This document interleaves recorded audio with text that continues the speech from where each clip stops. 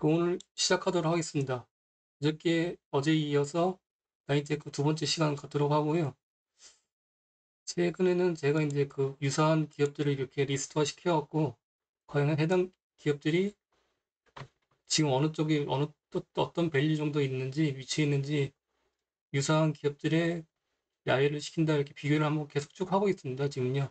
시총은 지난주에 업데이트하고 아직 일주일 동안 업데이트는 안 했는데, 아마 대동소이할 겁니다, 보시면요. 그래서 노란색 표시한 것들은 여태까지 현재까지 다 설명드렸던 거고요. 2분기부터 해갖고 3분기까지 포함해서 지난주에는 SB 시스템에서 설명드렸고 오늘은 이제 어저께 이어서 나인테크 설명드리는 거고요. 나인테크는 지금 시총으로 이렇게 나열을 시켰거든요. 그래서 시총 순으로는 비슷한 류의 2차전지나 로봇 기업들, 하이브리드 기업들 관련해서 한 이 정도 위치에 있습니다. 지금요. 22년도 매출액은 888억이고 영업이익은 52억이고 나머지 기업들의 유사한 시가총액 기록하고 있는 기업들의 매출액이나 영업이익은 이 정도 추이로 기록되고 있습니다. 근데 이거는 어차피 과거 자료이기 때문에 현재 주가를 결정하는 중요 요소는 아니고요.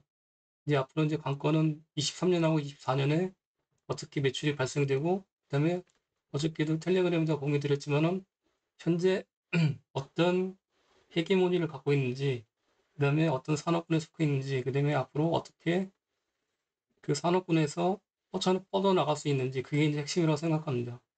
그래서 최근에 보시면은 티로보틱스가 AMR, SK온 밸류체인 쪽으로 해갖고 AMR이라는 그런 헤게모니를 내포하고 있어서 이렇게 시가총액이 많이 높게 상승했잖아요. 과거에 보시면 이렇게 매출액 567억이고 적자를 발생했음에도 불구하고 미래에 이제 헤게모니가 발생될 수 있는 개연성이 있다 그래서 이런 내러티브 때문에 과거의 실적이 이렇게 부족함에도 불구하고 다른 기업들하고 비슷함에도 불구하고 시가총액이 거의 한 두 배 정도 올랐습니다. 그래서 과연 소개시켜드렸던 SP 시스템즈나 나인테크도 그렇게 가는 그런 개연성이 있을지 같이 한번 지켜보시도록 하시죠. 한걸 이렇게 비교를 해보고 있다 이렇게 보시면 되시고요.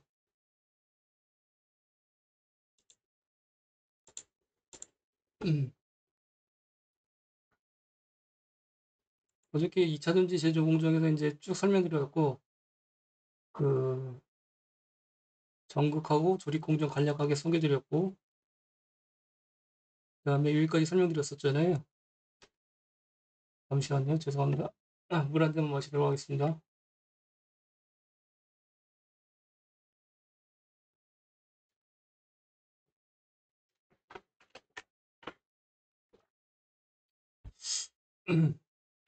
제가 성격이 좀 급한 감이 좀 있어갖고, 시간이 부족하다 그러면은 생각하면은 말이 상당히 빨라집니다. 그리고 말을 좀 또박또박 해야 되는데, 말이 빨라진과 동시에 그냥 말을 좀 이렇게 딕션을 이렇게 좋지 않게 발음하면서 이렇게 축축 넘어가요. 그게 나쁜 버릇이에요. 제가 과거에 이제 퇴직하기 전에 팀장을 7년 동안 했었거든요. 근데 임원분들을 회의하거나 발표할 때 그런 것들이 초반에 많이 혼났어요. 근데 7년 동안 그렇게 해면서도 이렇게 잘 습관화가 되어 있어갖고, 오랜 기간 그렇게 돼 있어갖고, 잘 고쳐지기가 힘드네요, 보니까요. 되도록이면은, 지금 오늘도 시간을 한 20분 정도 소비해갖고, 마음이 급한데, 그래서 좀 말이 빨라졌습니다. 의도적으로 좀 천천히 하려고 지금 노력하고 있거든요. 그래서 좀 듣기가 좀 불편하시더라도 양해를 좀 부탁드리겠습니다. 여기까지 했었고요. 천천히 말을 하도록 계속 노력하도록 하겠습니다. 그다음에 배터리 만들기 조립 공정에서 이제 그 나인테크하고 연관된 내용들을 간단하게 설명드리고 사업 보고서를 같이 보시도록 하겠습니다. 핵심은 사업 보고서를 같이 열람하고 설명드리고 그다음에 그거 어떻게 엑셀로 연계시키는지 이렇게 설명드리는 게 핵심이잖아요. 이번에 같이 설명의 이 목적이. 근데 어저께는 이쪽으로 많이 좀 하향한 감이 있습니다. 근데 이걸 아셔야 되기 때문에 먼저 설명을 드렸던 거고요. 그다음에 조립 공정 중에서 보시면은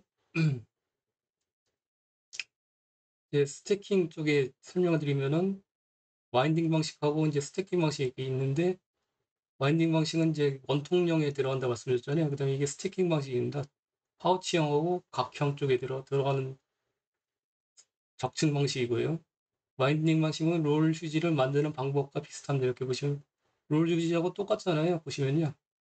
그래서 휴지심을 중심으로 휴지를 빠르게 감을 수 있는 것처럼 공정 속도가 빠르다는 장점이 있습니다. 근데 반면에 스태킹 방식은 배터리 셀들을 하나씩 적층하는 방식으로 와인딩 방식보다 높은 기술력을 필요로 하지만은 셀 사이에 뒤틀림이 적고 배터리 셀 내에 빈 공간이 없어서 에너지의 밀도를 높일 수 있다는 장점이 있습니다. 아까 사진으로 보시면은 이게 이제 와인딩 방식이고요. 근데 빈 공간들이 이렇게 많지 않습니까? 이거는 스태킹 방식이에요. 그 빈 공간들이 적고 밀도가 높다는 장점이 있습니다. 속도가 빠르고 이거 속도가 좀 느리고 대신에 밀도가 높고 밀도가 낮고 이렇게 장단점이 있습니다. 간단하게 설명드린 거고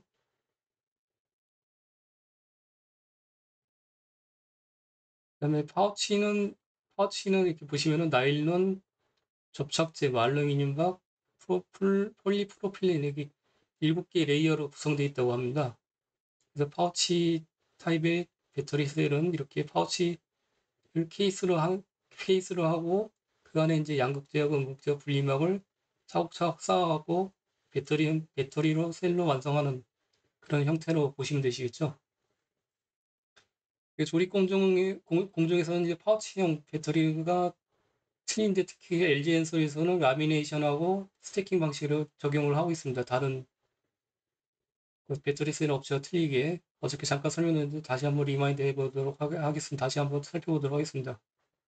여기 보시면은 조립 공정에서 스태킹 쪽에 보시면은 스태킹과 와인딩 이렇게 되어 있는데 LG엔솔만 특이하게 라미네이션이 포함되어 있습니다. 그래서 RNS라고 하잖아요. 라미네이션 앤 스태킹. 그래서 LG엔솔만 채택하고 있는 적층 방식이라고 생각하시면 되시겠죠. 그래서 나인테크하고 신진엔텍은 여기는 비상장사고요.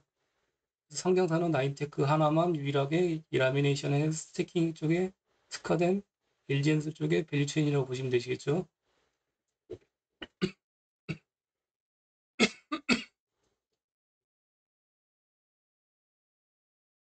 그래서 스태킹 한다는 거, 이게 전해진 주입하고 뭐 이게시 이런 것들은 아까 자료 남겨드렸으니까요. 한번 읽어보시기 바랍니다. 여기로 넘어가도록 하겠습니다.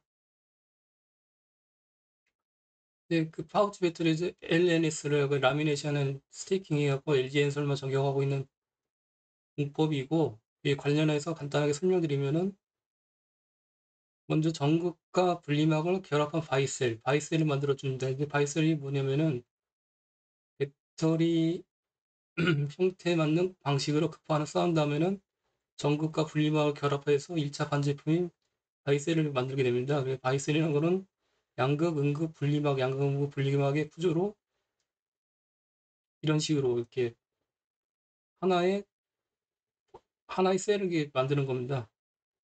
여기다 이제 중간중간 이제 분리막과 음극들을 쌓는 스태킹 작업을 반복하는 것이 라미네이션이 되어 있습니다. 정확하게 저도 읽어봤는데 정확하게 이렇게 확 이해가 확실하게 되지는 않더라고요, 하는 걸요. 특별한 게 없는 것 같습니다. 분리막하고 양극하고 이걸 미리 바이셀을 준비해 놓고 음극하고 분리막을 이렇게 쌓는다 이렇게 보시면 되시겠죠, 하는 걸요. 일반적인 스태킹 방식하고 크게 뭐가 차이가 나는지 그거는 저도 잘 차이점을 이해를 못하겠습니다. 하여튼 근데 LG 엔솔만의 특징적인 그 스태킹 방식이라고 하고 있습니다. 그래서 지금 나인테크가 이 장비들을 납품하고 있고요. 지금요. 라미네이션 앤 스태킹에 관련된 그 장비 동영상을 찾아보려고 했었는데 찾기가 힘들더라고요. 그래서 그걸 소개를 못 시켜드린 것이 좀 아쉽고 만약에 설명회 끝난 다음에도 만약 찾게 되면은 정확한 이해를 위해서 공유를 드리도록 하겠습니다. 그래서 라미네이션 앤 스태킹 LNS라고 알스라고 합니다. 알스라고. 그래서 이렇게 이거를 분리고 있고 나인테크가 여기에 해당되는 장비들을 특화돼서 납품을 하고 있다고 보시면 되겠죠. 현재 적용되고 있는 공법이 이거고요. 원통형 배터리 와인딩 공법이 있는데 이것들은 그냥 한번 읽어보시기 바랍니다. 자료로 공유드렸으니까요. 마인딩 공법이고 스태킹 공법이고 G 스태킹이라고 있는데 이거는 잠깐 아셔야 되니까 간단하게 보시도록 하시죠. 안 걸려. 스태킹은 코팅이 끝난 여러 개의 단일 극판을 양극판하고 음극판을 분리막을 사이에 두고 층층이 번갈아 가면서 쌓아올리는 공정입니다. 보시면은 분리막을 이렇게 지그재그로 이렇게 사이로 이렇게 양극하고 음극을 지그재그로 교차로 이렇게 집어넣는 공법을 말씀드립니다. 지그재그로 격하게 쌓고 사이사이에 양극재하고 음극재를 넣는 방식입니다. 이거에 대해서 간단하게 영상을 보시면 이해가 쉬우실 거니까요. 잠깐 한 1분 동안 보시도록 하시죠.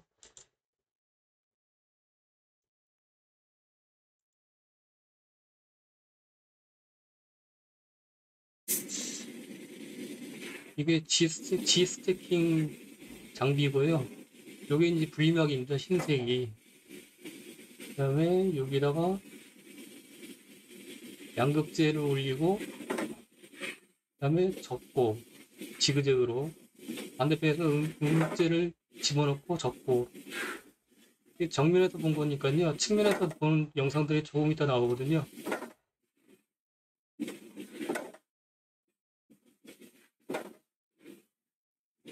측면에서 보시면 이해가 이제 편하실 겁니다. 음극재 놓고 지그재그로 이렇게 분리막을 왔다 갔다 하면서 양극재, 음극재를 이렇게 분리막을 사이에 두고 지그재그로 이렇게 쌓는 특징 공식입니다. 이해하시기 편하시죠? 이거 보시면요. 그래서 지그재그 스태킹, 그래서 G 스태킹 이렇게 불리고 있고 이렇게 영상 이렇게 왔다 갔다 하면서 분리막을 사이에 두고 스태킹 공정은 이렇게 지금 그래서 G 스태킹은 어저께 설명드렸듯이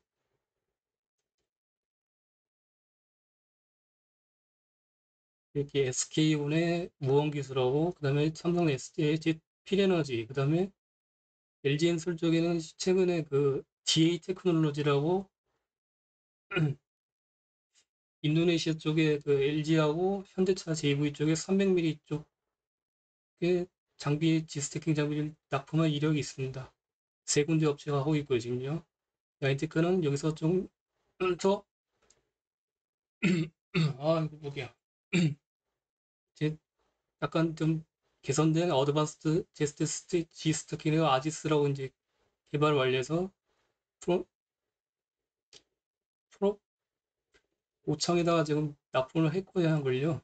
그래서 연말에 양산 준비를 하고 있다고 합니다, 지금요.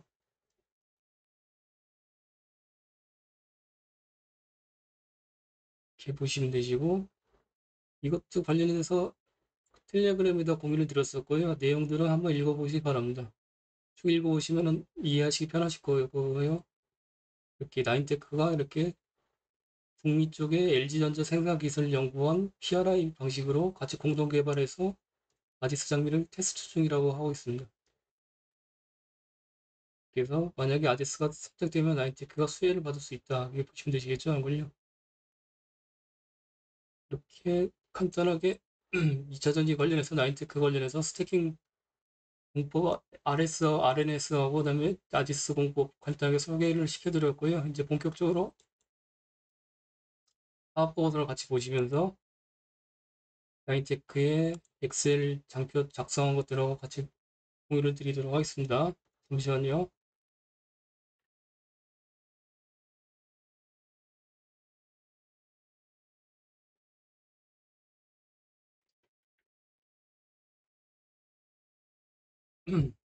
어저께 대략적인 나인테크의 이제 사업부별, 제품별 구성문을 설명을 드렸었고요. 이렇게 보시면 다시 한번 리마인드 시켜드리면 2차 전지 제조용 장비, 라미네이션 앤 스태킹하고 디스플레이 장비 쪽하고 반도체 쪽하고 리튬 이온 장비, 2차 전지 장비, 분연통신 장비 쪽에 4개의 주요 매출액 구성을 갖고 있습니다. 여기는 다 설명을 드렸었고,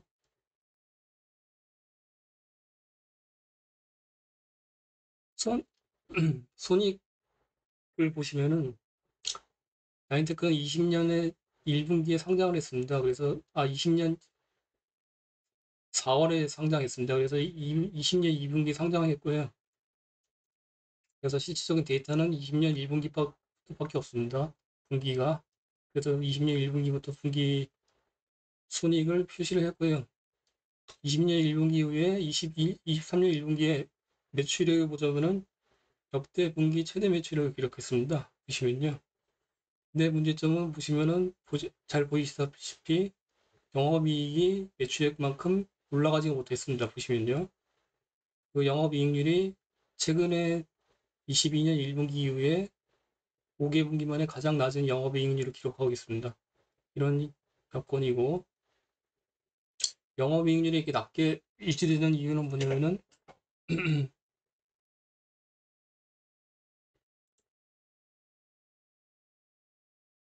문제 발생이 지금 소리가 괜찮게 들리시는 거 모르겠네. 영업이익률이 잘 들리실 거라고 생각하고 문제 발생 있으시면은 문제 발생 막 눌러주세요. 그게 많이 올라가면은 문제 생겼다고 생각하고 다시 한번 마이크를 조정하도록 하겠습니다. 음? 지금 뭐 문제가 있습니까? 지금 계속 올라가는데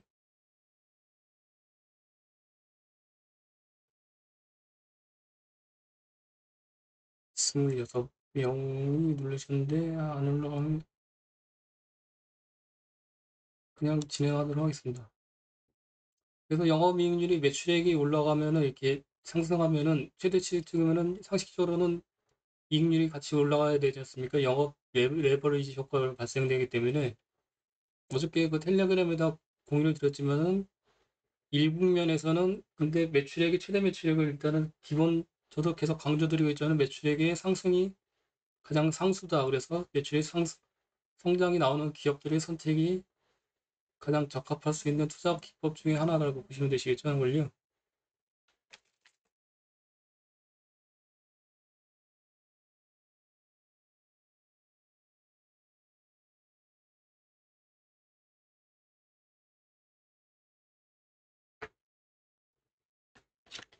그런데 그 이익률과 관련해서 이렇게 보시면은 지금 문제점이 발생되고 있고 그래서 두 가지 관점으로 이렇게 보실 수가 있으십니다.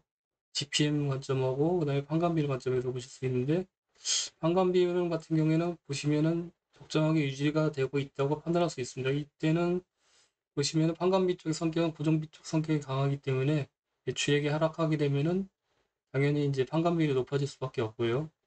이렇게 추세적으로 보시면은 판관비율을 박스권으로 그리고 단기 트랙 레코드를 확인해 보시면은 일정한 수권 내에 있기 때문에 판관비에서는 크게 뭐 그렇게 높게 리스크나 아니면은 부적정하게 관리되고 있다는 사실을 인지하기가 어렵습니다. 그렇기 때문에 판관비율은 뭐 이렇게 개선될 수 있는 여지가 크게 없다 판단했기 때문에 적정하게 유지되고 있다고 판단할 수 있기 때문에 판관비 관련해서는 세부적으로 체크하지는 않도록 하겠습니다.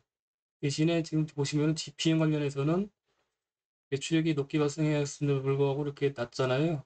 5년 이내에 5개 분기 21년 4분기에 가장 낮은 GPM 발생되고 있는데 왜 이렇게 GPM이 낮게 발생되는지 사유를 세부적으로 체크할 필요성이 개연성이 있습니다. 그래서 여기 핵심은 이제 GPM 쪽에 매출 원가가 어떤 게 높게 발생돼서 이렇게 이익률이 낮게 발생되는지 그래서 찾아보도록 하고 앞으로 이제 개선될 수 있는 여지가 있는지 체크해 보도록 하겠습니다. 사업 보수를 같이 보시도록 하시죠. 이제 회사의 개요부터 간단하게 보시도록 하겠습니다.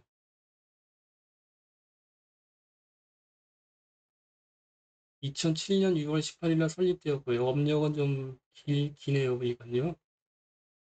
한 15년 정도 된 것 같습니다.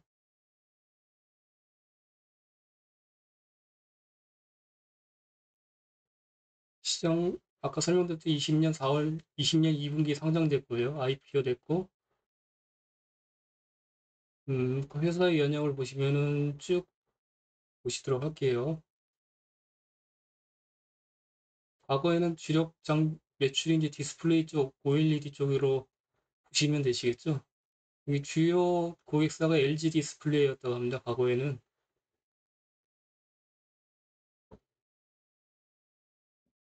그다음에 17년에 이제 2차 전지 관련해서 라미네이션 개발을 하였고요.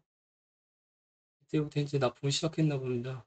2차 전지 18년도에 2차 전지 대형 라미네이션 장비 공급했고 스테이킹 장비 공급했고 LG엔솔 쪽으로 그때부터 발생되기 시작했고 20년 4월에 코스닥이 상장했고 22년 3월에 어저께 설명드렸던 군수사업부 쪽의 2차전지 관련된 탈로스를 인수를 하였습니다. 22년 3월에. 그래서 매출액은 22년 2분기부터 발생됐잖아요. 어저께 설명드렸었고요. 보시면은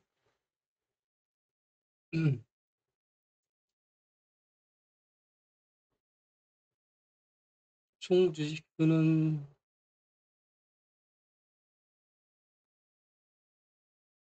3,900만 주가 있습니다. 3,900만 주 있고 자사주가 26만 주가 있는데 크게 뭐 유의미성을 두기는 어려운 수치 같습니다.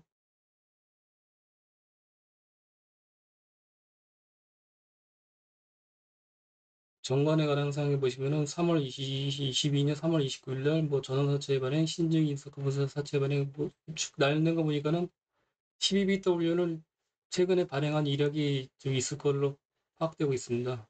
같이 보시도록 할 거고요. 회사의 계획을 보셨고 특이사항은 이제 탈러스를 22년 1분기에 인수했다. 그 정도 내용 정도가 될 것 같습니다. 주식 총수가 아까 보시면은 3,900만 주잖아요. 그래서 12BW 정가 변경이 있었으니까는 지금 현재 남아있는 전환사채가 있는지 한번 확인해 보도록 하겠습니다. 그리고 보시려면은 재무에 관한 사항에서 7번의 증권의 발행을 통한 자금 조달에서 통해서 보시면 파악하시면 되시겠죠. 보시면은 유상증자를 했었고 이렇게 과거에 주주 배정으로 상장 때문에 이렇게 했던 거고 보면은 전환사채 발행을 이렇게 22년, 19년, 21년 이렇게 진행했었네요. 보니까요. 그래서 아직까지 미전환된 전환 가능 주식수가 690만 주가 있습니다. 그러니까 3,900만 주에 대비 690만 주면 계략적으로 계산해 보면은 약 17, 18% 정도 되었고 좀 더 희석될 수 있는 가능성이 있겠죠, 걸요. EPS가 주식수가 이렇게 18% 정도 증가될 수 있는 개연성이 있습니다. 이거는 좀 리스크 상으로 보시면 되시고요.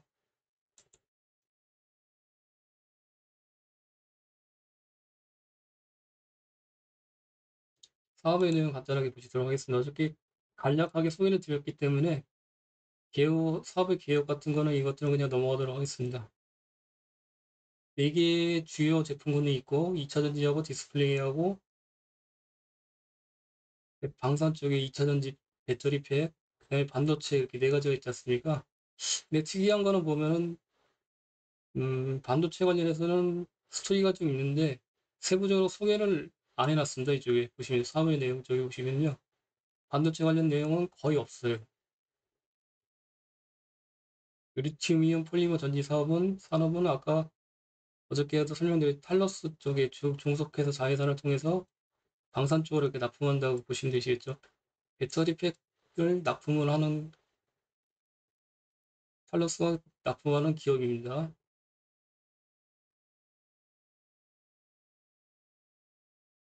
특별한 내용 없고 일반적인 산업의 성장성이랑 그런 것들 내용을 소개시켜드린 내용들이니까요. 넘어가도록 하겠습니다.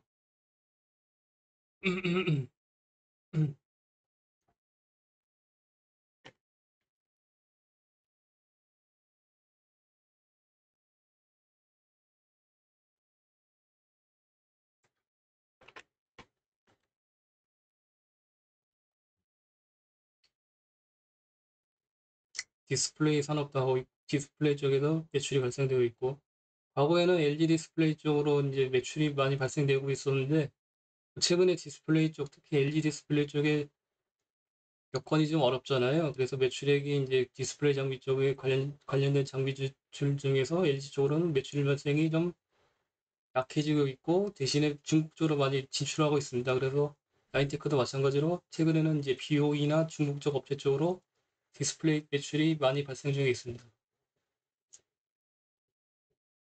여건이고요. 심리 리튬 이온 전지 이것들은 그냥 일반적인 내용들이니까 넘어가도록 하겠습니다.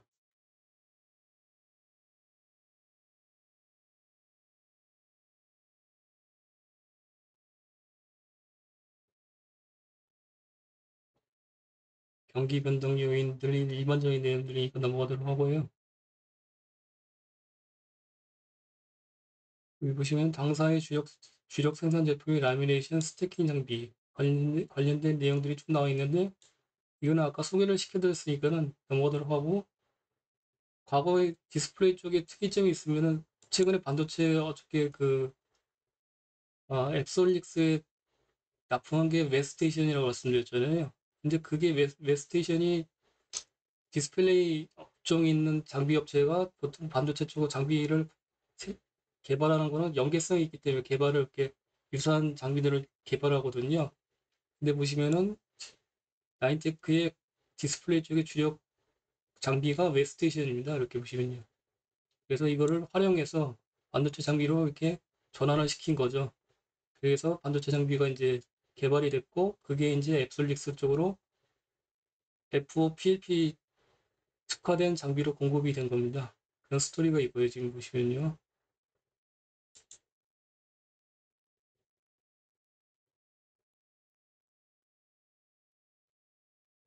특별한 내용 없으니까 넘어가도록 하겠습니다.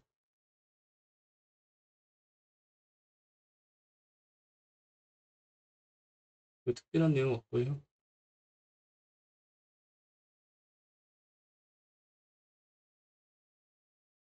그래서 보시면은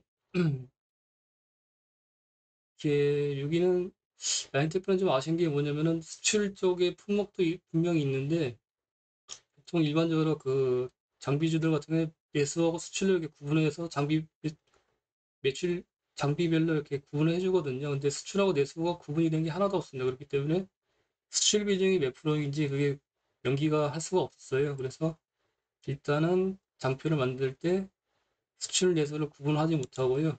이렇게 그냥 장비별로 명기를 했습니다. 이렇게 장비별로 명기를 했고 그래서 표를 작성을 했습니다. 그래서 보여드리도록 할 거고요.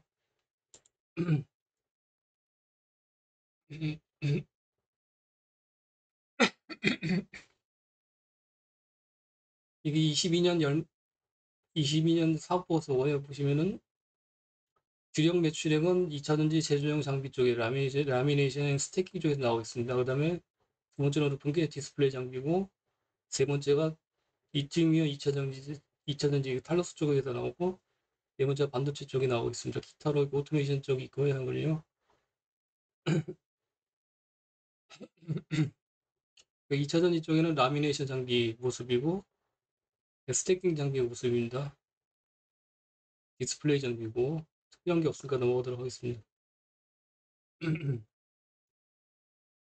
탈로스 쪽에 관련 내용들이고요. 장비주 같은 경우에는 PQ 시간점에서 P하고 Q는 체크하는 것이 그렇게 유의미하지 않다고 말씀드렸지 않습니까? 그래서 P하고 Q는 넘어가도록 하겠습니다. 원재료 이런 것들 넘어가도록 하고요. 하는 걸요. 근데 소재 쪽하고 부품주는 PQ 관점에서 체크하는 것이 반드시 필요합니다. 이렇게 유형자산 진행 중에 있고 매출 및 여기도 마찬가지로 아까 제품별 매출액에서도 연기가 안 돼 있잖아요. 수출 내수 마찬가지로 매출 및 수출 상황에서도 그런 게 없습니다. 그리고 또 아쉽게도 아쉬운 게 뭐냐면 수출 관련 사항들도 연기가 안 돼 있어요. 그게 좀 정보가 제한적이고요.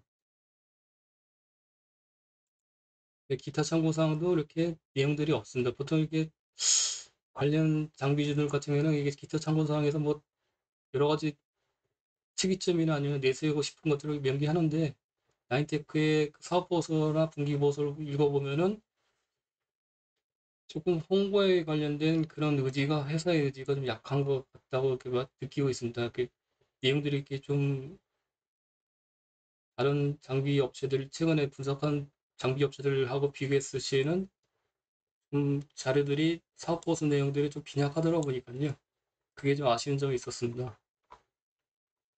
그렇고, 그래서 일단은 여기까지 사업의 내용 보셨고요. 이제 재무에 관한 사항 같이 보시도록 하시겠습니다.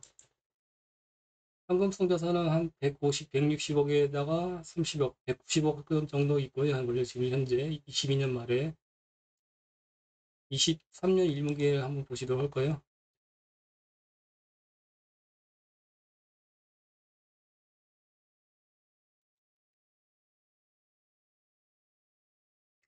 23년 1분기에는 70억 정도 많이 감소된 내용이거든요. 70억 정도. 근데 지금 23년 1분기에 70억 정도인데 최근에 공시가 하나 뜬 게 있습니다. 여기 보시면은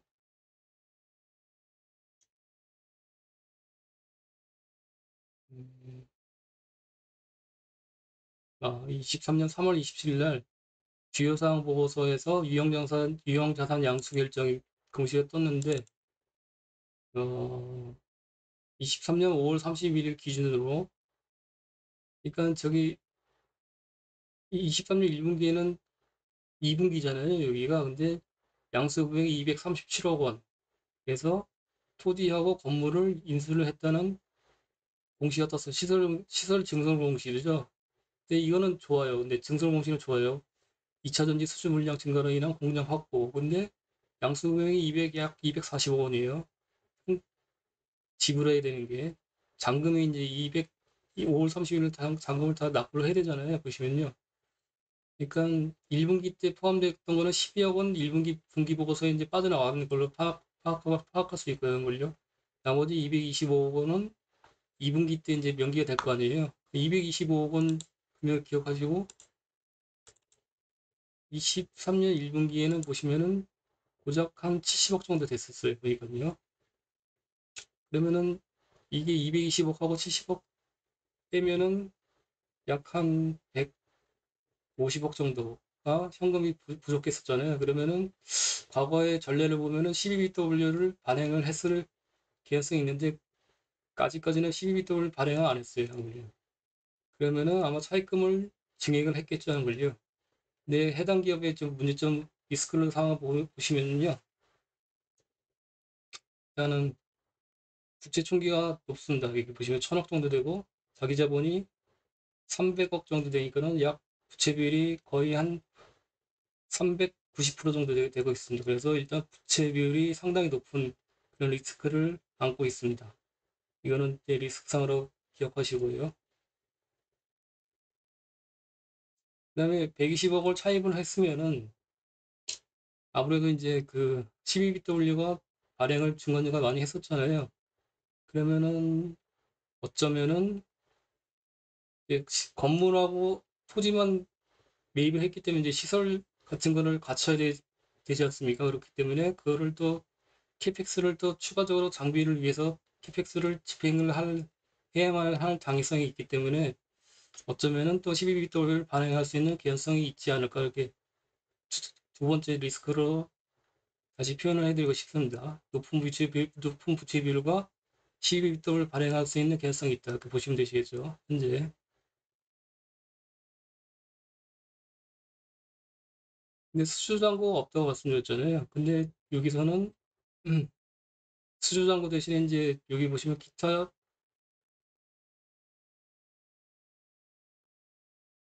수주잔고를 대체할 수 있는 항목이 하나가 있습니다. 계약부채라고 있어갖고 유동부채 쪽에 이제 포함되고요.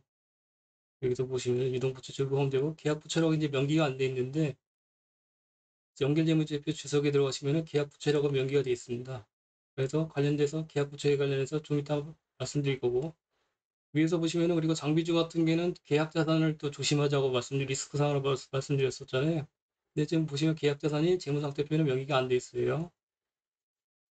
근데 계약자산 같은 경우에는 장비주도 같은 경우에는 대부분이 이제 포함을 시켜놨고 여기 매출채권 및 기타 유동채권에 포함이 되어 있는 걸로 파악되고 있습니다. 그래서 그것들을 관련해서 체크를 해봤습니다. 그래서 일단은 먼저 계약자산을 한번 체크해 보도록 하겠습니다.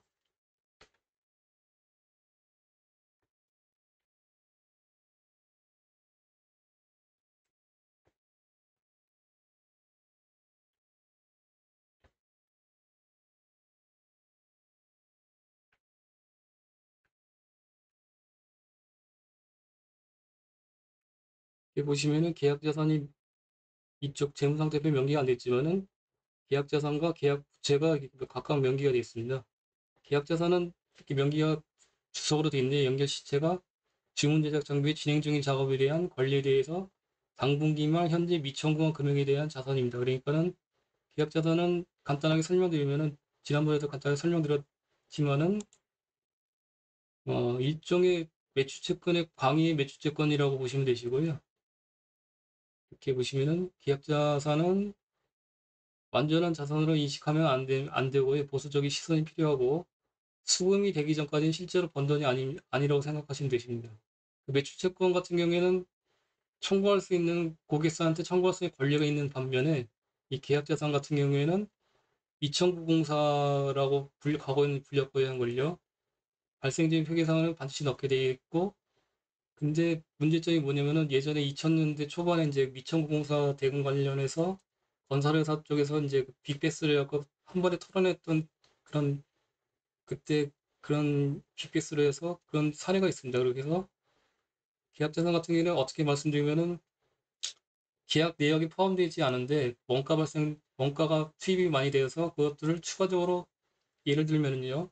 그런 원가들을 계산해서 자체적으로 잡아놓은 광의의 매출 채권이라고 보시면 되시겠죠. 그렇기 때문에 이게 잡혀 있다고 하더라도 비록 잡혀 있다고 하더라도 고객사하고 최종적으로 이제 협의 하에서 이게 100% 현금으로 회수가 될 수 있는 개성이 없을 수도 있다 이렇게 보시면 되시겠죠. 그 과거에 이제 건설사들이 이제 자체적으로 이제 매출 미천공사를 과다하게 잡아놨다가 중동 쪽에 이제 고객사들한테 받지를 못했지 않습니까? 그런 사례가 발생될 수 있는 리스크가 있어요. 그렇기 때문에 계약 자산이 너무 과다하게 잡혀 있으면은 어떻게 보면은 좀 리스크 사항이 있기 때문에 나중에 이제 현금으로 회수를 못하기 때문에 이거를 의도적으로 높게 잡아놓게 될 경우에는 리스크가 뭐냐면은 계약 자산은 재무상태표에서 보시면은 유동자산에 포함되잖아요. 이쪽에 주채권 쪽에 그 다음에 이게 만약 계약 자산이 비중이 높게 이렇게 의도적으로 잡혀 있다 그러면은 일단은 첫 번째로 부채 비율이 낮게 되는 그런 착시 현상이 발생될 수 있고요. 두 번째로는 유동자산 관련해서 이 유동자산이지 않습니까? 그 유동 비율이 높게 보이는 착시 현상이 발생될 수 있어요. 그렇기 때문에 계약 자산이 장비주 같은 경우에는 발생될 수밖에 없긴 하지만은 관련돼서 의도적으로 회사에서 이거를 좀 부풀려서 잡았는지 안 잡았는지 그를 간접적으로 할 필요성이 있습니다. 그래서 개인적인 방법으로는 유동비율이라고 있습니다. 유동비율은 보통 200%를 이상을 권유를 하고 차입을 하거나 그럴 때는 은행권에서 그 기준점을 200%로 보고 있습니다. 그렇기 때문에 200% 미만은 조금 리스크 있게 보시면 되시고 200% 이상이면은 좀 양호한 기업이라고 보시면 되시겠죠. 근데 만약에 계약 자산을 의도적으로 부풀려서 유동비율을 높게 그거를 의도적으로 부풀리는 거는 어떻게 파악하느냐. 개인적인 방법입니다. 정도만 아니고 보시면은 유동자산을 계약자산을 포함한 유동비율하고 계약자산 미포함 유동비율을 같이 표기를 한 다음에 이 스프레드가 이 갭 차이가 너무 높게 발생되는 기업들은 의도적으로 부풀렸다고 보시면 되시겠죠. 근데 보시면은 일단은 지금 유동비율이 23년 1분기에 약 93%예요. 좋지 않은 유동비율을 갖고 있습니다. 마인테크가. 근데 계약자산을 미포함한 거하고 계약자산 포함한 거 주황색하고 파란색을 갭 차이를 보면은 거의 장기간 유사하게 가고 있어요. 그렇기 때문에 의도적으로 계약자산을 뭐 부풀리거나 그런 의도를 갖고 있지는 않다고 간접적으로 파악할 수 있습니다. 그래서 유력하자면 유동비율 같은 경우는 이제 관련돼서 부채비율 같은 경우에는 부채비율이 높고 유동비율이 90%대이기 때문에 재무 상태는 그렇게 좋지는 않다 이렇게 판단하시면 되시겠습니다.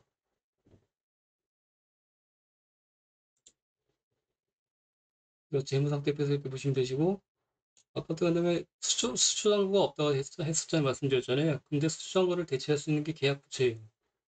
계약부채.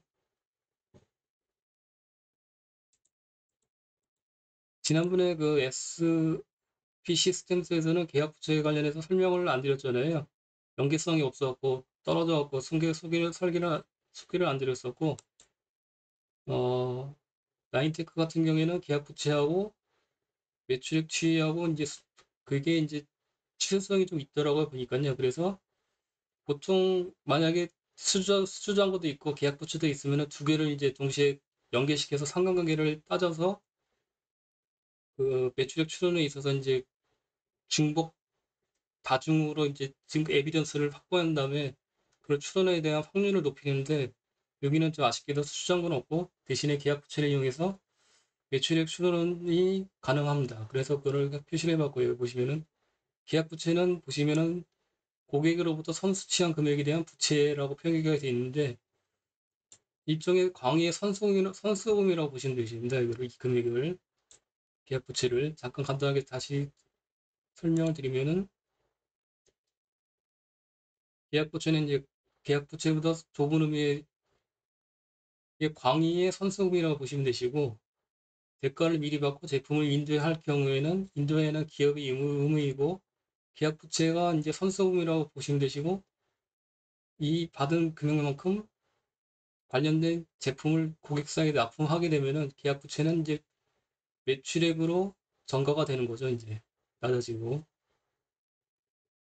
그래서 납품을 하기 전까지는 부채 항목을 이렇게 잡히게 되는 겁니다. 선승을 받게 되면은 이해하시면 되시고. 그래서 분기별로 계약 부채들을 이렇게 다 따다가 엑셀로 작성을 했고요.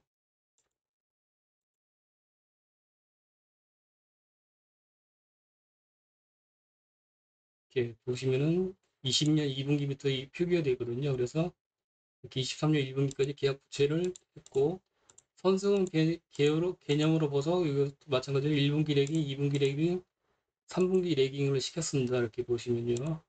그래서 매출액과의 상관관계를 코리레이션을 체크를 했습니다. 이렇게 체크를 했고, 이게 수치가 잘못 들었는데 2인데,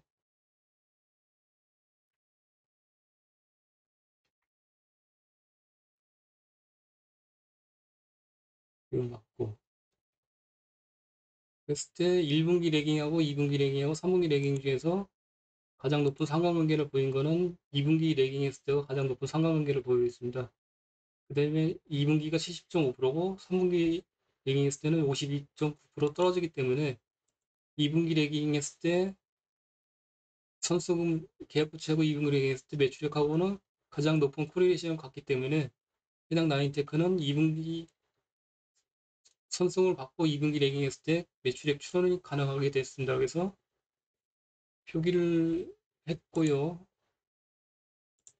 여기 보시면은 이제 이게 매출액이고요. 이제 70%면은 70% 이상이면은 유의미한 상관관계를 보인다고 말씀드릴 수 있잖아요. 그래서 2분기를 레깅을 시켰고 계약 부채를 이렇게 2분기를, 그래서 최근에 특히 보시면은 매출액 추이하고 계약 부채 추이는 거의 유사하게 하고 있습니다. 그래서 23년 2분기에는 QOQ로 슬라이트하게 매출액이 증가될 수 있는 개연성이 있고, 23년 3분기에는 역대 최대 매출액을 기록할 수 있는 개연성이 있다고 보시면 되시겠죠. 그래서 지금 23년 1분기의 매출액 자체로만 보시면은 역대 최대 매출액을 찍었잖아요.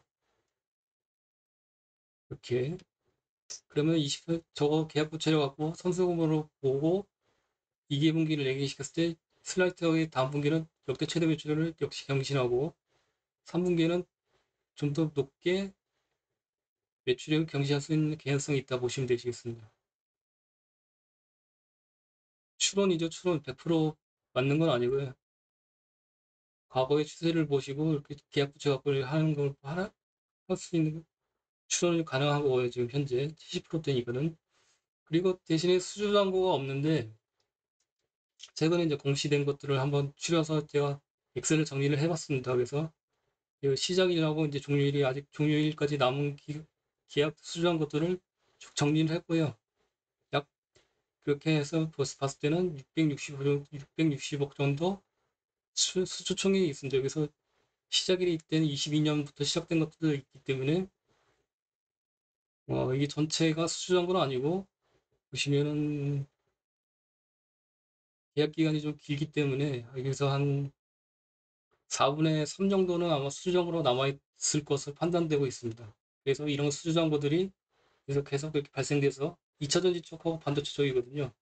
이게 이제 옵시디스 쪽에 이제 납품한 기록이고 ASEA 통해서 이런 것들이 이렇게 반영이 될 수 있는 개연성이 있다고 보시면 되시겠죠. 몇 번은 이렇고요.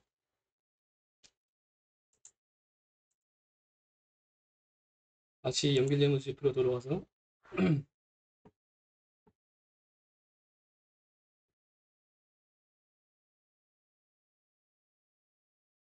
연결되는 지표로 들어가도록 하겠습니다.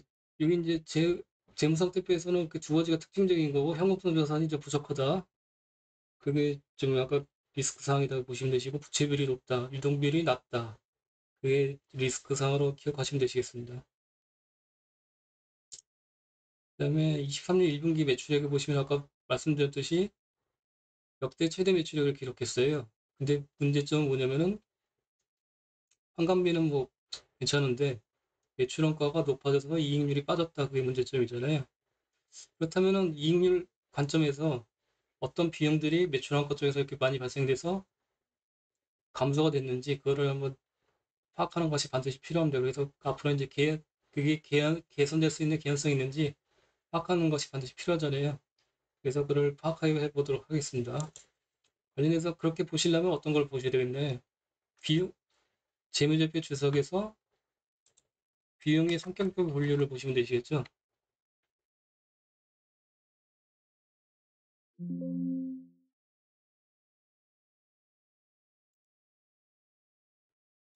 그리고 성격 치면은 검색이 뜹니다. 미래.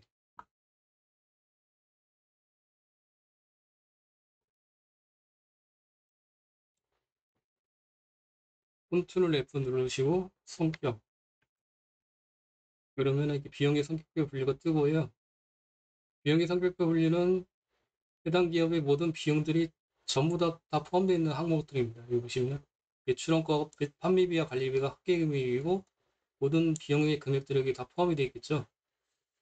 근데 지금 필요한 거는 매출원가잖아요. 근데 여기서 판매비와 관리비까지 다 포함되어 있는데 그거를 감안하고 이제 체크를 해보도록 하겠습니다. 그래서 재고자산의 변동 쭉 해서 23년 1분기에서 보시면은 320억 원의 비용이 발생됐고 가장 높은 비용 차지하는 거는 역시 재고자산 쪽이 원재료 쪽이고요. 원재료는 뭐 어쩔 수 없다고 판단할 수 있습니다. 근데 장비주 같은 경우는 PQ 관점에서 체크하는 것이 유의미하지 않다고 말씀드렸잖아요. 그래서 재고자산 변동 관련해서는 이거는 일단 제외를 시키도록 하겠습니다. 체크하는 거에서 물론 이게 가장 높은 비중을 차지하고 있지만은 그렇지만 핵심 메인 포인트는 아니라고 판단합니다. 장비주에서는 그러면은 그 이외에는 높은 게 비용들이 어떤 걸까요? 외주 용역비가 가장 높잖아요. 그래서 관건은 외주 용역비로 판단할 수 있습니다. 그 다음에 두 번째로는 급여. 기타 비용 같은 경우에는 계속 말씀드렸지만은 이거는 비중은 높지만은 세부적인 내용들을 파악하기는 거의 뭐 불가능합니다. 이거 그래서 각 어떤 기업이든지 그 IR 담당분하고 통화했을 때 기타 비용들을 관련해서 질문하면은 적정하게 답변해 줄 수 있는 IR 담당분은 없으십니다. 그렇기 때문에 비록 비중은 높지만은 이것들도 기타 비용도 분석하는 데 있어서 제외를 시키도록 합니다. 그렇게 해서 두 개가 남습니다. 그래서 보시면 외주용역비하고 급여. 근데 이렇게 보시면은 이 항목들이 작기 때문에 이렇게 딱 구분할 수가 있는데 만약 항목들이 이게 뭐 스물 몇 개 뭐 그 정도 아이템들이 있는 것들이 있습니다. 그렇게 될 경우에는 반드시 엑셀로 하셔갖고 차트로 만드셔갖고 체크를 하시는 게 필요하십니다. 일단 저는 항목 수들이 작기 때문에 이렇게 명기했던 거고 그럼에도 불구하고 차트로 만들어갖고 체크하는 것이 파악하시기 편하시겠죠. 그래서 일단 이렇게 엑셀 장표로 만들었고요. 쭉 만들었고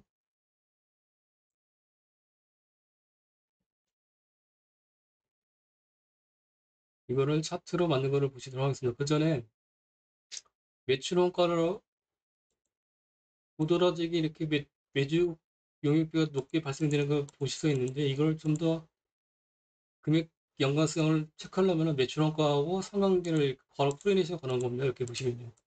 그러면 가장 높게 발생되는 게 운반비인데, 운반비는 실질적으로 절대 금액 수준이 낮기 때문에 비록 가장 높지만은 제시키고 그 다음에 두 번째로 높은 게 외주 용역비잖아요. 그렇기 때문에 역시 핵심은 외주 용역비다 보시면 되시겠죠. 차트로 보시면 좀 더 편하시게 보실 수가 있으십니다.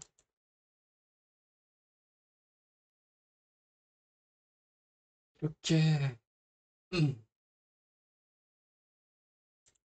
이렇게 비용들을 아까 보셨던 비용들을 전부 다 이렇게 분기별로 표시를 했고 매출 총액이라고 이렇게 비교를 하는 거죠. 이렇게 보시면요. 20년 1분기부터 역시 이제 재고자산 변동이 이제 주황색이니까 가장 높게 차지하고 있는데 이게 핵심이 아니라고 말씀드렸잖아요. 장비주에서는. 그래서 일단은 그럼에도 불구하고 재고자산하고 지표하고 연계하고 살펴봤어요. 근데 그렇게 크게 연동성이 없습니다. 보시면요. 나중이니까 높은데 이때보다 재고자산이 훨씬 많은데도 불구하고 GP는 높아요. 그 이유는 뭘까요? 그 재고자산 변동하고 연동관계가 그렇게 높지 않다고 보실 수 있잖아요.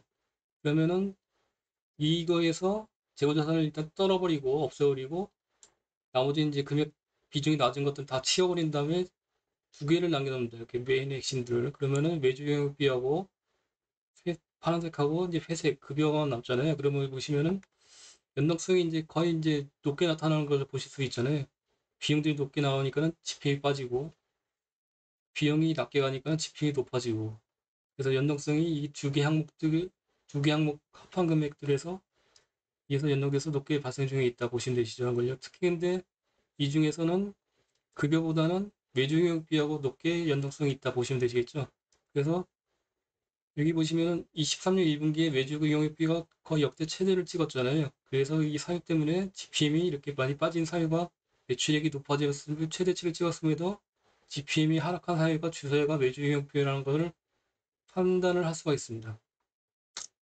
그렇다면은 왜 저게 외주용비가 왜 발생됐을까요? 이렇게 그런 의문이 남잖아요. 그래서 제가 지난주에 나인테크하고 이제 IR하고 통화했을 때 두 번째 질문으로 첫 번째 질문인가 외주용역비 관련해서 질문을 먼저 던졌습니다. 그래서 그 내용들이 IR Q&A 내용이 남겨져 있고 그 답변으로는 지금 이제 4개 공장을 돌리고 있는데 인원 보통 외주 관리비라고 해서 외주를 주잖아요. 아예 근데 여기서는 특이한 게 뭐냐면은 공장을 가동시키고 있는데 인원이 부족하기 때문에 인원을 직접적으로 채용하지 않고 외주 아웃소싱을 통해서 인원들을 충원해서 그 인원들을 돌리고 있다고 있습니다. 단기로. 그래서 인건비죠, 인건비. 외주 용역비에서. 그래서 매출액이 높게 발생되면은 이렇게 외주 용역비가 높게 발생되는 개연성이 있고요. 근데 지금 제품별 매출액을 보시면은 네 개 매출액이 제품군이 돌아가고 있다, 매출액이 발생되고 있다 말씀드렸지 않습니까? 그렇다면은, 음, 과연 어떤 제품군 쪽에서 저런 외주비가 연기돼서 이렇게 발생되고 있는지 체크를 한번 해볼 필요성이 있어요. 왜냐면은 만약에 이게 이제 반도체거든요.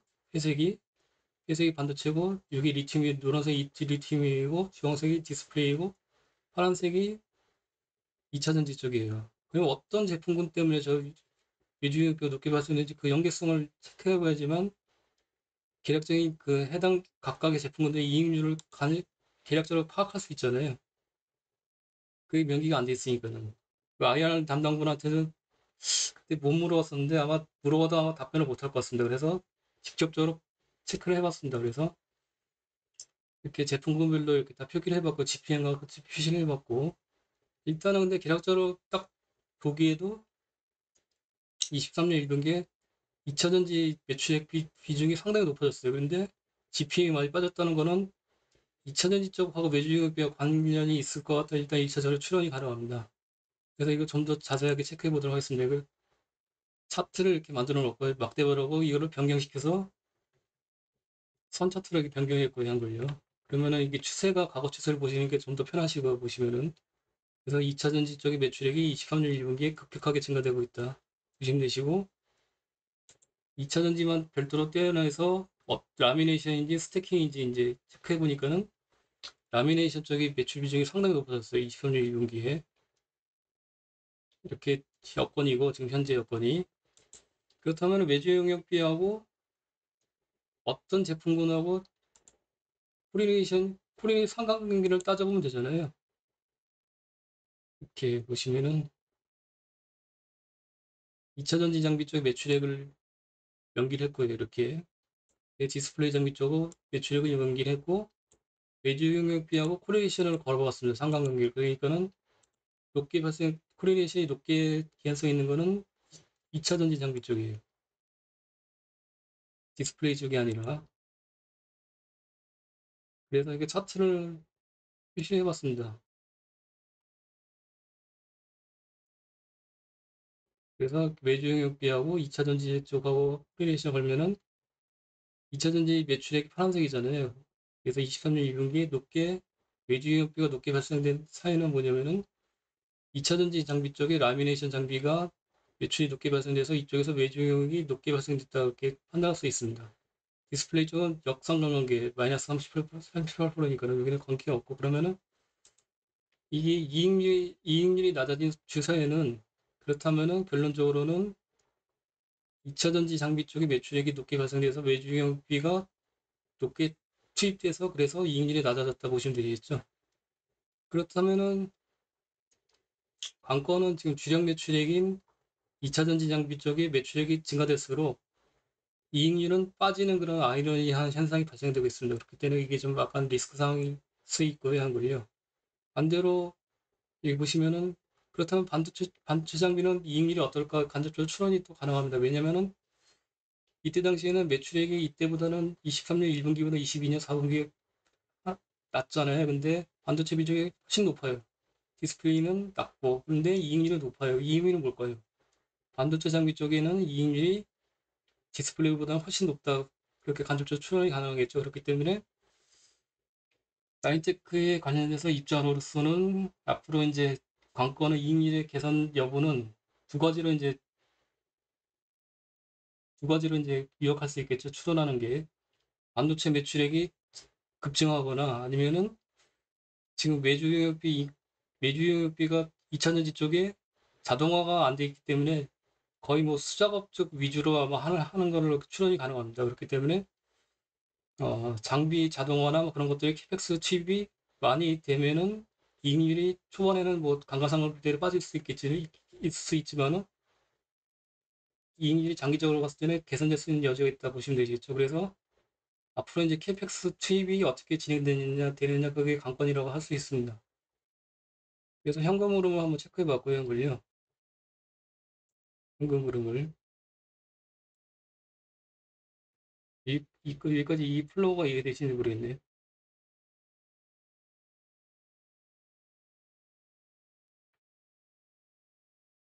이게 보시면 현금 흐름이고요.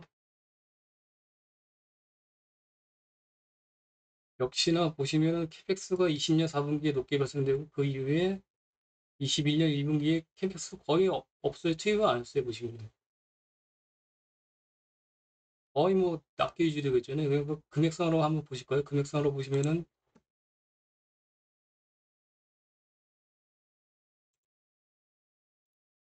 캠퍼스가 뭐 23년 1분기에 2억 4천, 매출액이 연 매출액이 880억짜리인데 분기당 뭐 2억 5억 캐펙스 투입, 22년 2분기 21억 정도 됐네요. 근데 일반적 상식상으로는 꽤나 낮은 캐펙스를 유지하고 있다고 보시면 되시겠죠, 아무리.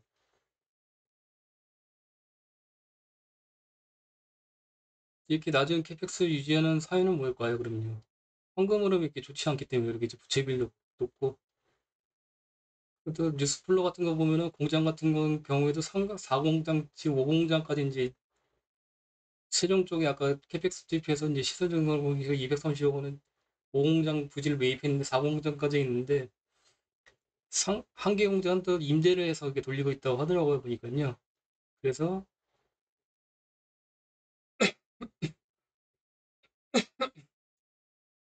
현재 관건은 현금 흐름, 그다음에 장비를 좀 모르겠어요. 정확한 건 아닌데 이런 지표상으로 봤을 때는 매주 영역비가 비중이 높은 거 보니까는 아무래도 좀 자동화보다는 수작업 쪽이 많이 비중이 높지 않을까. 그래서 캐펙스 투입이 많이 좀 필요하지 않을까 이렇게 판단하고 있습니다. 그러면은 아마 12BW 발행을 할 수 있는 개연성이 또 높아지겠죠, 아무래도. 그게 좀 리스크 사항이고. 현재 여건입니다. 그래서 이걸 연관으로 한번 체크해 봤어요, 물론. 엑셀로 이렇게 작성했었고, 이게 보시기 편하니까 이걸로 보시도록 할게요, 물론. 똑같은 거니까는. 이게 현금 흐름 조건이고, 22년에는 연관으로 따지면은 현금 흐름이 오랜만에 이렇게 OCF가 플러스로 돌아섰습니다. 물론 FCF는 마이너스 계속 유지하고 있지만은, 그다음에 영업이익도 이렇게 연관으로 하면은 22년도에 역대 최대를 찍었어요. 찍기는. 그다음에 영업이익률도 이렇게 합산하면은 21년 대비 많이 증가하긴 했습니다. 근데 좀 조금 아쉽죠 하는 걸요. 근데 가장 긍정적인 거는 매출액이 역대 최대 연간으로 됐고 23년 1분기도 역대 최대 매출을 찍었다. 그러니까 가능성이 있는데 리스크도 있다 보시면 되시죠. 그래서 주가를 보시면은 현재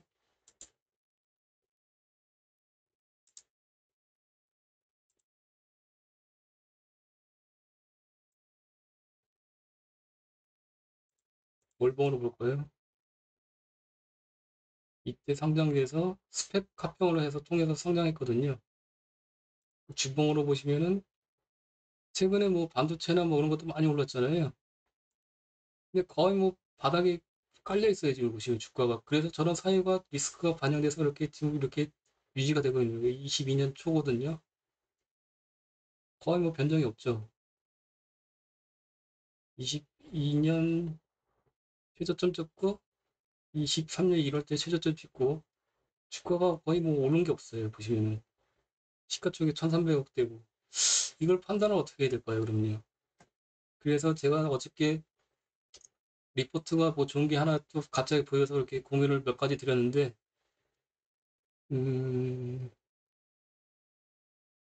이렇게 말씀드리면 주관이 많이 들어가기 때문에 그 생략하더라고 공유드렸던 내용들을 한번 보시기 바랍니다. 그래서 한번 스스로 이렇게 여러분들께서 스스로 판단을 한번 해보시기 바랍니다. 이게 해외 과연 이 기업이 현재 여건이 이런데 부채비율도 높고 현금흐름도 안 좋고 개선이 되고 있지만은 12BW 발행할 수 있는 개연성도 있고 그렇지만은 매출액은 최대를 찍었다. 그리고 이게 과연 헤게모니가 있을 수 있을 것인가? 그걸 고민을 해보시기 바랍니다. 그 부분까지 제가 이제 제 주관을 넣어서 말씀을 드리기가 좀 애매합니다. 요즘에 최근에 좀 약간 좀 세상이 좀 험악하잖아요. 그렇기 때문에 그건 생략하도록 하고 저는 일단 객관적인 팩트들만 데이터들만 소개시켜드린 거 주가 상태가 이렇다. 근데 그 관련돼서 그거 하나는 말씀드릴 수 있어요. 비교를 할 수 있잖아요. 관련 피어들 해갖고 DA 테크놀로지가 제트 스태킹 쪽으로 해갖고 최근에 납품을 했잖아요. 시가총액 1,300억짜리예요. 주가 상태가 이렇고 DA 테크놀로지 같이 보실 거예요. LG 엔솔하고 현대차 쪽에 인도네시아 쪽에 300mm짜리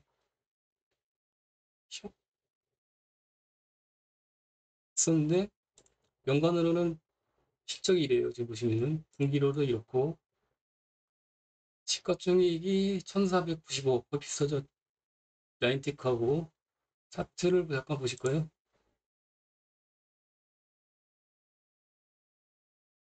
한 67% 올랐어요. 그래서 주가 상승이 뭐 과거에 비해서는 많이 떨어졌긴 했지만은 상승폭은 라인테크보다 낫네요. 보시면. 근데 해당 기업의 DA 테크놀로지는 추천을 드리지 못하는 게 뭐냐면은 뭐 국보를 인수했고 이상한 듣보잡 그런 것들을 인수했고 조금 이상의 뭐 대주주도 바뀌었고 그때 여기는 좀 약간 리스크가 있다 판단할 수 있기 때문에 여기는 DA 테크놀로지는 그냥 보시지 마시라고 말씀드리고 싶습니다. 그다음에 유일에너테크가 어저께 SK온 쪽에서 팽당하는 분위기라고 말씀드렸잖아요. 기존에 이제 도칭하고 스테이킹 쪽에 이제 주력이었었는데 SK온 쪽에 무언 기술적으로 뺏기고 있다 말씀드렸잖아요. 시가총액이 1,900억 원이에요. 지금 현재. 왜냐면 그리고 실적 상황들 보시면은 이렇고요. 연간 뭐 이렇게 470억 원, 193억 영업이익 적자고 세금분기 뭐 29억, 2억 적자고 주가 차트를 보면은 시총은 이제 나인테크보다 높죠. 차트를 보시면 이래요. 주가는 오르지 않았지만은 시가총액 자체나 뭐 매출액이나 비교해 보시면은 나인테크가 어떤 위치에 있는지 좀 개별적으로 판단하실 수 있으시겠죠. 나인테크 잠깐 같이 보시도록 할까요? 880과 852억 영업이익 났고 이제 23년 3분기 1분기에 328억. 그러니까 이 세 개 기업하고 비교를 한번 해보세요, 멀리. 어떤지 현재 여건이 같이 경쟁사를 비교해 보시는 게 필요할 것 같습니다. 해계문의가 그리고 매출액이 증가가 나타날 수 있는지 아니면은 그 해당 쪽의 섹터 쪽에 그게 뭐 독보적인지 뭐 그런 것들을 판단하시면 되시겠죠. 그거는 뭐 제가 소개시켜드린 그 내용도 있으니까 정성적으로 판단하시기 바라고.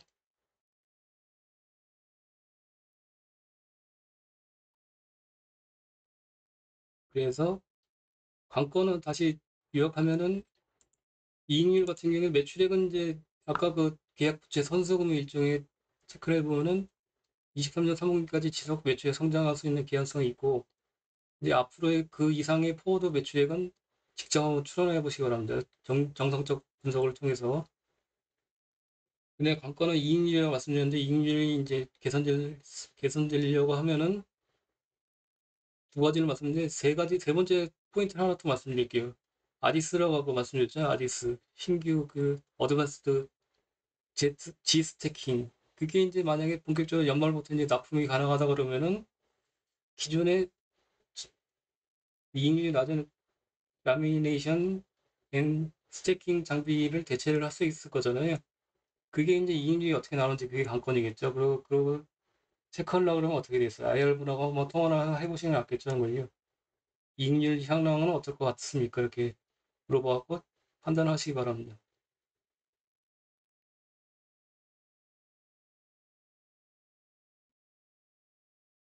여기까지 설명드렸고,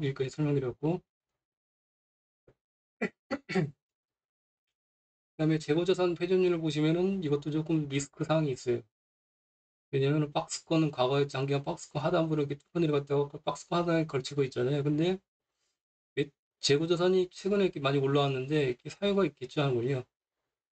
보통 그 선수금을 높게 받으면은 재고자산을 높게 확충하잖아요. 그러니까는 어떻게 보면 이게 리스크 상황도 될 수 있고 어떻게 보면 또 긍정적인 상황도 될 수 있습니다. 왜냐 어떻게 판단하냐? 계약 부채하고 같이 이렇게 연계해서 따지는 거죠. 계약 부채가 높게 받으면은 이걸로 선승을 받아서 재고자산을 쌓는다 이렇게 보시면 되시겠죠. 그러면은 이게 만약 계약 부채가 없이 이렇게 재고자산이 높게 발생되면 리스크 상황을 볼 수 있는 개연성이 높은데 이거 같이 연계되면은 어떻게 보면 또 이게 또 매출로 또 연계될 수 있는 가능성이 있다고 보시면 되시겠죠. 그래서 리스크와 긍정이 같이 공존하고 있다 보시면 되시고요. 아까 계약자산은 설명드렸었고 의도적으로 이렇게 의도적으로 이렇게 확대해서 하고자 하는 의지는 높아 보이지 않는다. 간접적으로 판단할 수 있고요. 이렇게 갭 차이가 없으니까는. 근데 매출채권 관련해서는 디스플레이 쪽에 아까 보면은 두 번째로 매출 비중이 높았었잖아요. 근데 중국 쪽에 BOE하고 뭐 이렇게 관련이 있다고 말씀드렸으니까는 당연히 중국 쪽 장비 매출이 있으면은 매출채권 관련해서 리스크 상을 체크해 봐야 되지 않습니까? 그래서 세 가지 측면을 체크해 봤을 때 지금 매출채권 회전율 쪽에서는 리스크 상은 높아 보이지는 않고 해보시면은 박스권 상단부에 있으니까는 대선 충당금 설정률은 보시면은 과거에 피크치가 한 18% 갔다가 지금 23년 1분기 9%까지 빠졌어요. 보시면요. 그래서 점차적으로 감소 추세에 있으니까는 리스크는 그렇게 높아 보이지 않는다 판단할 수 있고요. 그다음에 기간별 매출채권 잔액 현황을 보시면은 높아지다가 이렇게 다시 빠지고 있어요. 그리고 요게 이제 1개월 이하 금액이거든요. 파란색이. 그다음에 여기는 91초과 3개월 초과 비중이거든요. 그래서 이 비중이 높고 이 비중이 낮아지니까는 여기서 크게 리스크는 높아 보이지 않는다고 판단할 수 있습니다. 이렇고요. 지금 현황은 아까는 이거 수주한거하고 계약부채하고 설명드렸었고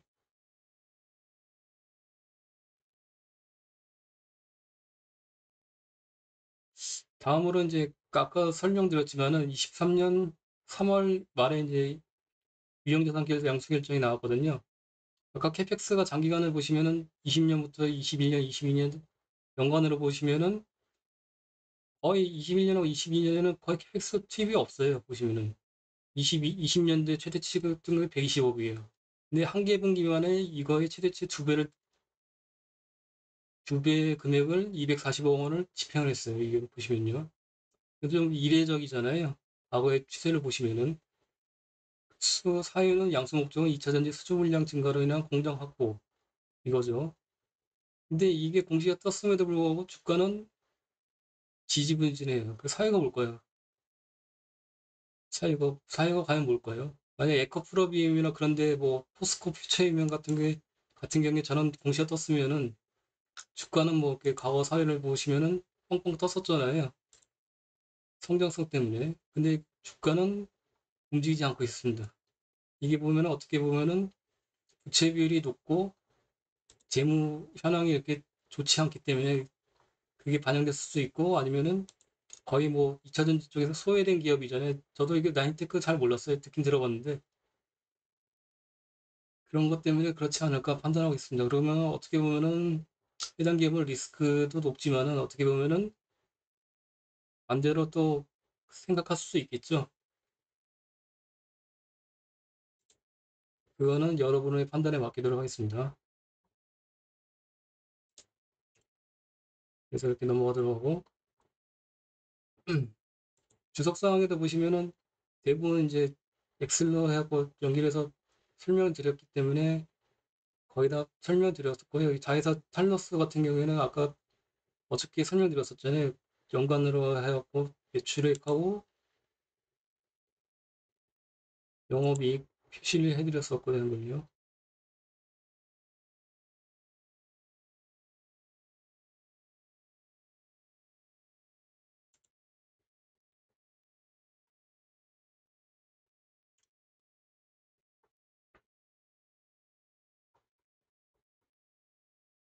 탈러스가 22년에 역대 최대 매출을 찍었고 역대 최대 영업이익을 찍었고 역대 최대 영업이익률을 찍었습니다. 18% 정도 됐고 아까 잠깐 설명을 못 드렸었는데 아까 반도체 쪽 이렇게 해서 이익률이 높아졌다고 말씀드렸잖아요.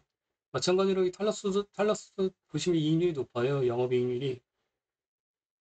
때문에 이 노란색하고 회색 반도체하고 이 리튬 이온 2차 전지 쪽하고는 이익률이 높고 요 관건은 2차 전지 쪽의 장비 쪽이다 보시면 되겠죠. 이익률이 이제 개선되려고 하면은 이게 아무래도 개발된 지 오래됐기 때문에 시야를 계속 당해서 아마 단가가 그렇게 낮은 것 같아요 보니까요. 그래서 관건은 빨리 아디스를 납품을 본격적으로 시작해서 거기서 좀 이익률이 높아지는 게 관건이라 생각할 수 있습니다. 판단할 수 있습니다.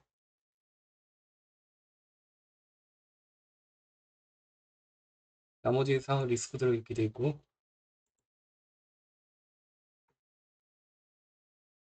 주석을 쭉 보시면은 뭐 특별한 상황 그 다음에 기타적으로 뭐 없고요. 수강 계좌의 거래도 뭐 크게 이상 상황 없고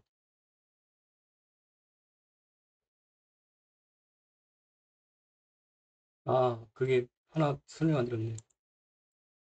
현금 흐름이 지금 보시면은 22년도에는 연간으로 봤을 때는 OCF가 오랜만에 이게 흑자로 돌아섰는데 갑자기 또 23년 1분기에는 또 되게 상당히 안 좋아졌잖아요. 사유를 짚고 넘어가게 됐죠. 이게 어떤 리스크 때문에 이렇게 발생됐는지. 그래서 23년 1분기 현금 흐름 체크를 한번 해보도록 하겠습니다.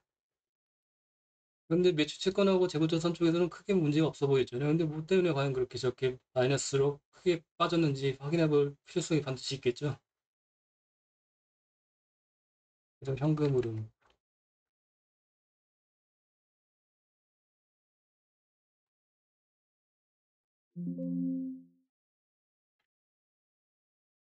가뜩이나 재무제표가 그게 안 좋은데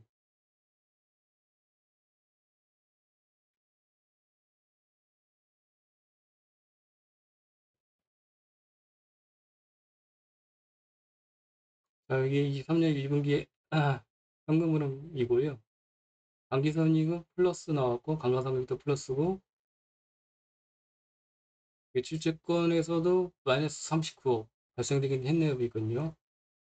근데 가장 높은 마이너스 플로 마이너스 캐시플로우 항목은 매입 채무의 감소 때문입니다. 여기 보시면요. 매입 채무의 감소. 그러니까 원재료를 구매한 업체한테 대금을 지급을 해서 현금이 빠져나간 거죠. 상황은 이렇고요. 지금 보시면은 근데 외출 채권하고 제곱자산 관련해서 리스크가 아니기 때문에 줄 돈을 줬다고 보시면 되시죠. 그럼 전분기 갑자기 이렇게 돈이 빠져나가는 사유가 뭘까요? 그리고 전분기를 한번 체크해 보시는 거잖아요. 전분기에는 어떻게 했기 때문에 이거를 갑자기 이렇게 많이 큰 돈이 나왔나? 전분기에 만약에 저게 높게 플러스가 돼 있었으면은 빠져나간 거는 어느 정도 타당성이 있다고 판단할 수 있겠죠, 걸요.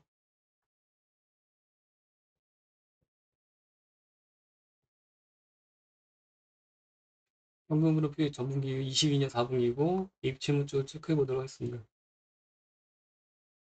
전분기에는 매입 채무의 증가가 되는데요, 이거는 200억이. 그래서 전분기에 빠져나가지 않고 이번 분기에 23년 1분기 빠져나갔다고 보시면 되시겠죠.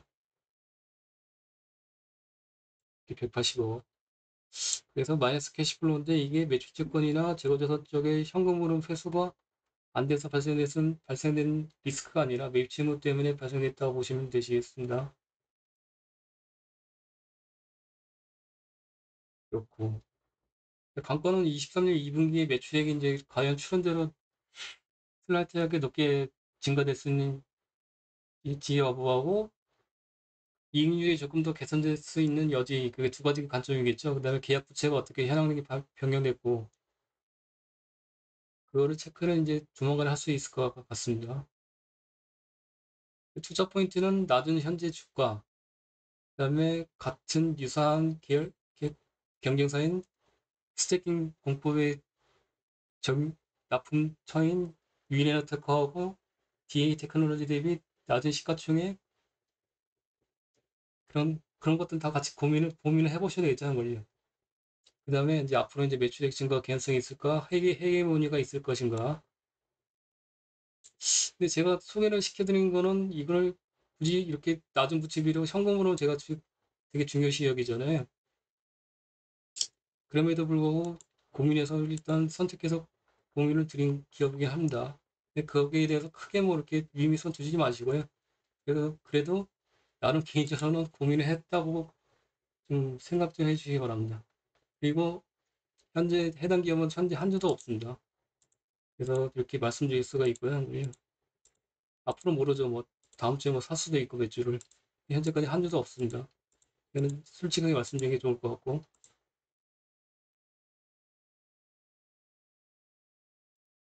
음, 이렇게 받고 재무제표 주석도 쭉 다 받고 사진의 상에서 매주 채권하고 이런 것들을 여기서 다 따갖고 엑셀 장표 만들었고 한글요. 그래서 아까 조합 차트를 만들었고 소개 설명을 드렸고요.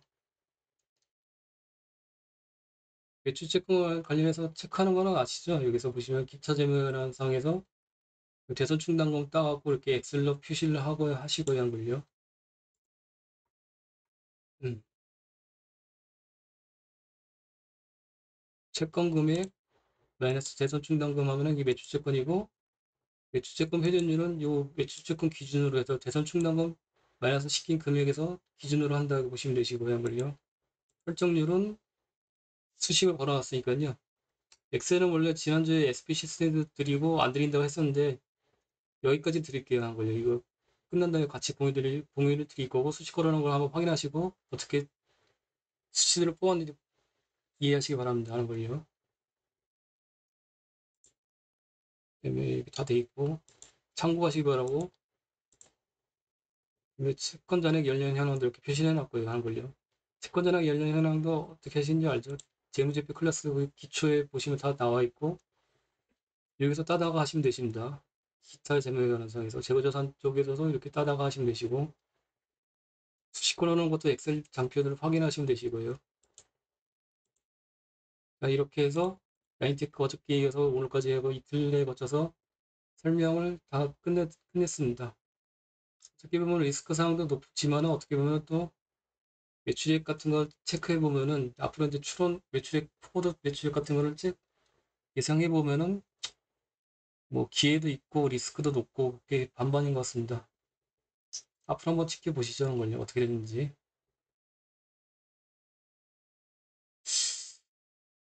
잘 들으셨나 이해가 되셨나 모르겠습니다. 일반인 소통밖에 안 되니까 뭐 질문 사항도 못 받고 그러니까 좀 답답하네요. 어저께도 말씀드렸지만은. 그래서 오늘 1시간 40분 했고 요 영상 바로 올려드리도록 할 거고요. 엑셀도 마찬가지로 바로 끝나고 바로 올려드리도록 하겠습니다. 아, 그리고 안내사항 아까 보내드렸는데 다운로드 엑셀 받으신 분들 있잖아요. 근데 최근에 제가 엑셀이 너무 느려져갖고 막 포매트 해보고 막 여러 가지 막 해왔어야 한 거든요. 근데 결론은 아까 공유드렸듯이 여기 보시면 이렇게 표 하나 있거든요. 매출액에 요 표만 딱 지우면은 엑셀이 상당히 빨라져요. 그것 때문에 그랬어요. 사유가 그거 하나 표 여기에 텔레그램에 공유드렸죠. 그거를 지워버리시기 바랍니다. 아, 그거 지우니까 엑셀이 상당히 빨라지더라고요. 그래서 이제 원 상태로 돌아갔어요. 아무튼 이렇고 오늘 마치도록 하고 다음 한 주 좋은 한 주 되시기 바랍니다. 이상으로 마치도록 하겠습니다. 감사합니다.